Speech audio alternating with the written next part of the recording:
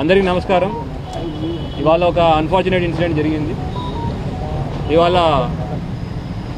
Government general హాస్పిటల్లో ఒక previous accuse Riyaz అనే అతను వార్డులో ఉన్నాడు. అయితే రెగ్యులర్ చెకింగ్లో భాగంగా ఆర్ఐ గారు అక్కడ చెకింగ్కి వెళ్తే అక్కడ రూమ్ దగ్గర తలుపులు పాల్గొట్టే సౌండ్, తర్వాత అద్దం పగిలిన వచ్చేసరికి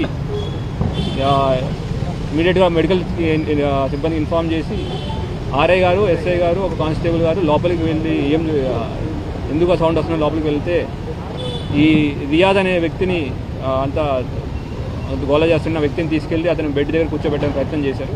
కూర్చోబెట్టే ప్రయత్నంలో కానిస్టేబుల్ గారి దగ్గర ఉన్న తుపాకీని లాక్కుని ఈ రియాజ్ ట్రిగ్గర్ ఒత్తడం మొదలుపెట్టాడు. అది పాడేయని ఆర్ఐ చెప్తున్న వినకుండా ట్రిగ్గర్ ఒత్తుతుంటే గత్యంతరం లేక ఆర్ఐ గారు ఫైర్ చేయడం జరిగింది.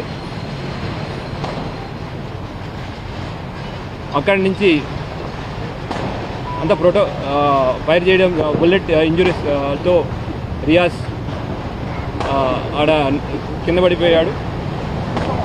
తర్వాత ఎస్ఓపి ప్రకారం దాని మీద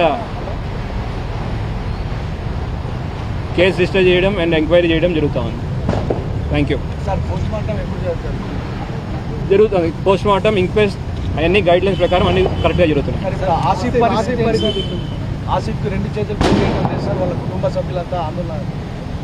ఆసిఫ్ని మల్లారెడ్డి హాస్పిటల్ హైదరాబాద్లో ట్రీట్మెంట్ జరుగుతూ ఉంది.